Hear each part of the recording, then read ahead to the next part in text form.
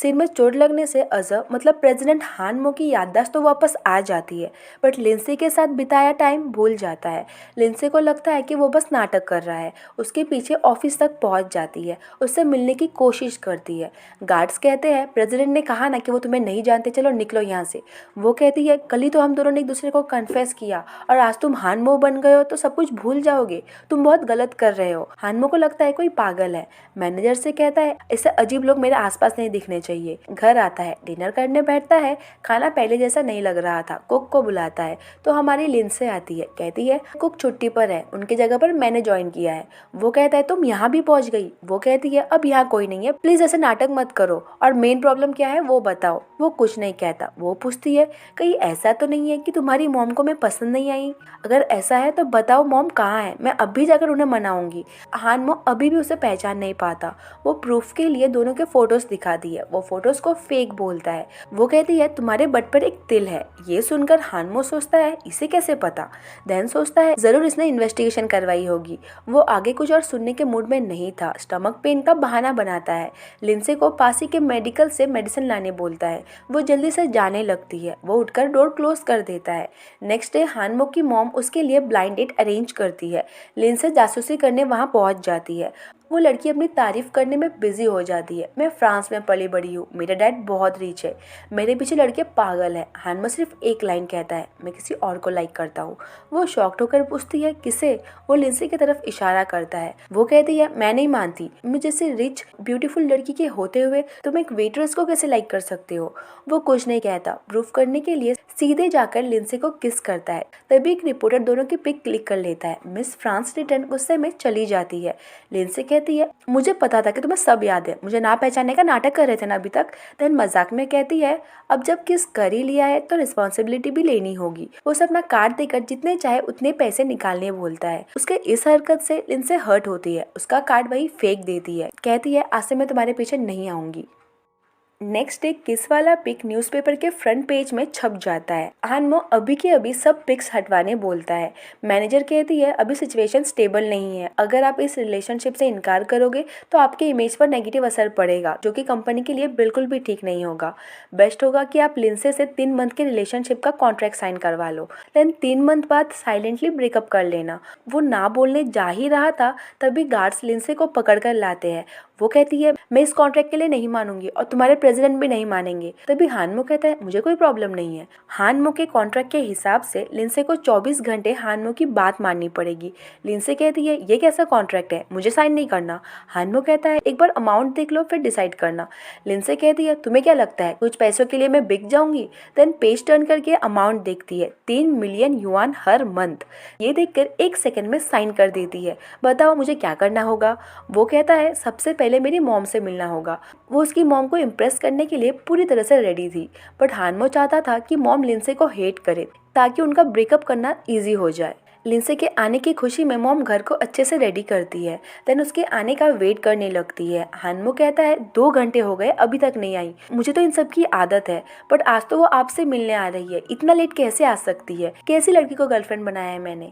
Mom कहती है लड़कियों को रेडी होने में टाइम लगता है और उसका रेडी होने के लिए टाइम लेना प्रूफ करता है कि ये मीटिंग उसके लिए इम्पोर्टेंट है। हान मो सोचता है जो सोचा था उसका तो उल्टा ही हो रहा है। तभी लिंसे गैंगस्टर लुक में एंटर होती है। मॉम शॉक्ड होती है बेटा तुम हमेशा ऐसे ही कपड़े पहनती हो क्या? कहती है नहीं आंटी, आज आपसे मिलने आई हूँ इसलिए थोड़े सिंपल और नॉर्मल कपड़े पहन के आई हूँ। इन कपड़ों को नॉर्मल बोल रही है? ये सुनकर सभी और शॉक्ड होते हैं। मॉम उसे उसकी हॉबी पूछती है। वो कहती है ज्यादा कुछ नहीं, बस फाइट करना, अभी आते वक्त ही 2 बंदों को पीट कर आई हूँ। मॉम थोड़ा डर जाती है। देन हिम्मत करके पूछती है कोई नॉर्मल सा हॉबी होगा ना, जैसे कि mahjong खेलना? वो कहती है हाँ खेलती हूँ ना, बट पैसे लगाकर, बिना पैसों के खेलने में मजा नहीं आता। मॉम को और झटका लगता है। देन सभी mahjong खेलने लगते हैं। लिंसे हर बात जीतती है, उनसे पैसे लेती है। मॉम बस उसे देखी जा रही थी। गेम एंड होता है। डिनर कर वो जाने लगती है। मॉम उसे रुकने बोलती है। कहती है मुझे तुम दोनों के रिलेशनशिप के बीच तो नहीं आना चाहिए, बट मुझसे ये सब कुछ और नहीं देखा जाता। हान मो सोचता है फाइनली मेरा प्लान काम कर गया, मॉम खुद से ही हम दोनों का ब्रेकअप करवा देगी। देन मॉम कहती है हानमो, तुम इतने इरिस्पॉन्सिबल कैसे हो सकते हो? तुम्हारे होते हुए भी तुम्हारी गर्लफ्रेंड सेफ फील नहीं करती। बेचारी को अपने प्रोटेक्शन के लिए ये लेकर घूमना पड़ता है। आज के बाद तुम हर वक्त उसके साथ रहोगे। और एक बात, जिसका बॉयफ्रेंड इतना अमीर है, वो लड़की महाजोंग में थोड़े से पैसे जीतकर इतनी खुश क्यों हो रही थी? जरूर तुम कंजूसी करते हो, अपनी गर्लफ्रेंड पर कुछ खर्च नहीं करते। चलो अपना ब्लैक कार्ड दो। हानमो सोचता है ये सब क्या हो रहा है। ना चाहते हुए भी उसे कार्ड देना पड़ता है। मॉम लिंसे को कार्ड देती है एंड दिल खोलकर शॉपिंग करने बोलती है। लिंसे भी मौके पर चौका मारती है। मॉम अब कितनी अच्छी हो, मुझे कितने अच्छे से समझती हो। वो और एक्टिंग करने लगती है, झूठ मूठ कर रोने लगती है। मॉम को दया आ जाती है। मॉम उसे आज से इसी घर में रहने बोलती है एंड हानमो को उसका ख्याल रखने बोलती है। नेक्स्ट डे हानमो उसे कॉन्ट्रैक्ट के न्यू रूल्स बताता है। रूम में एक भी बाल इधर उधर पड़ा हुआ नहीं मिलना चाहिए। किसी भी चीज़ को हाथ लगाने से पहले हैंड वॉश करना होगा। बकबक करना बंद करना होगा। लिंसे को गुस्सा आता है। कहती है मैं तुम्हारी गर्लफ्रेंड हूँ, मेरे साथ ऐसे कैसे कर सकते हो?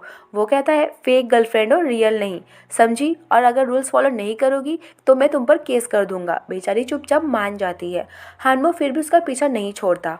उसके हर एक चीज में कोई ना कोई कमी निकाल कर उसके 3 मिलियन युआन से पैसे काटता रहता है। लिंसे परेशान हो जाती है। सपने में भी वो उसके पैसे काट रहा था। जोर से चिल्लाकर उठती है प्लीज मेरे पैसे मत काटो। देन सोचती है इसने तो मेरा जीना मुश्किल कर दिया है। तभी हानमो का कॉल आता है। इतने जोर से चिल्लाने के लिए 5,000 युआन काट दिए जाएंगे। लिंसे से ये सब और नहीं झेला जाता। उसे बदला लेने का सोचती है। लिविंग रूम में आती है तो उसे एक बंदी के साथ दिखती है। वो हानमो से कुछ ज्यादा ही क्लोज हो रही थी। लिंसे सोचती है ये जरूर कोई इंपॉर्टेंट पर्सन होगी। जल्दी से आकर हानमो के गोद में बैठ जाती है। उस लड़की को दूर कर देती है। अपने आप को हानमो की गर्लफ्रेंड बोलती है। लिन कहती है हानमो गग, देखो उसने मुझे धक्का मारा। लिन से डायरेक्टली हानमो को किस करती है। लिन तिलमिला जाती है, उठकर चली जाती है। लिन से सोचती है अब तो मैंने हानमो का दिमाग खराब कर दिया है, वो बहुत गुस्सा होगा। प्यार से पूछती है बहुत गुस्सा आ रहा होगा ना? वो स्माइल करते हुए कहता है बिल्कुल नहीं, मैं तो खुद उससे छुटकारा पाना चाहता था, तुमने मेरा काम कर दिया, थैंक यू। लिंसे का पूरा प्लान बर्बाद हो जाता है। जाते जाते वो कहकर जाता है किस करने से पहले ब्रश कर लिया करो। वो गुस्सा होती है। नेक्स्ट डे हानमो की कंपनी ने एक पार्टी रखा था। किसी ने प्रैंक करके लिंसे को बोला था कि कॉस्प्ले थीम पार्टी है, सो वो उसी हिसाब से ड्रेस होकर आती है। लिन भी पार्टी में प्रेजेंट थी। वो एंड कंपनी के एम्प्लॉयज मिलकर लिंसे की इंसल्ट करने लगते हैं। एक बंदा कहता है ये हानमो की गर्लफ्रेंड है, उसकी गर्लफ्रेंड होने लायक तो नहीं दिखती।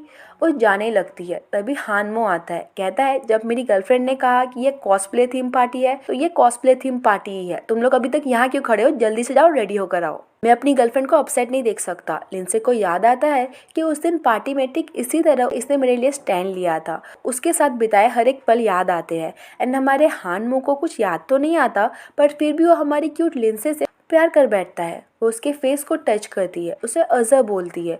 हानमो को लगने लगता है कि अज़ा जरूर लिंसे का एक्स होगा, जिसे वो आज भी भूल नहीं पाई है। उसे यह बात अंदर से खाई जा रही थी।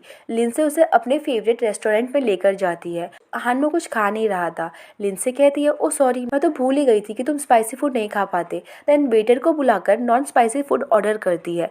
वेटर दोनों को पहले से जानता था, सो कहता है बट मुझे तो अच्छे से याद है आपके बॉयफ्रेंड स्पाइसी फूड खाते थे। हानमो सोचता है वेटर भी इसके एक्स बॉयफ्रेंड को जानता है, मतलब लिंसे अपने एक्स के साथ यहाँ डेली आती थी। ये दोनों का फेवरेट रेस्टोरेंट था। उसे गुस्सा आता है। कहता है आज के बाद मुझे इस बेकार से रेस्टोरेंट में नहीं आना। गुस्सा होकर चला जाता है। नेक्स्ट डे लिंसे अज़ा का दिया हुआ ब्रेसलेट ढूंढ रही थी। हानमो कहता है चिप था इसलिए फेंक दिया। वो भागकर बाहर जाती है। ट्रैश कैन में वो ब्रेसलेट ढूंढने लगती है। हानमो उसे एक्सपेंसिव डिजाइनर ब्रेसलेट खरीद कर देने की बात करता है। वो मना कर देती है। बहुत ढूंढने के बाद फाइनली उसे ब्रेसलेट मिल जाता है। हानमो सोचता है जरूर उस अज़ा ने दिया होगा। वो हर्ट होता है। एक दिन लिंसे उसे ठीक अज़ा की तरह रेडी करती है। कहती है अब क्यूट लग रहे हो। वो कहता है तुम्हें ये लुक पसंद है क्योंकि तुम्हारा एक्स ऐसे ही कपड़े पहनता था। ठीक कहा ना मैंने?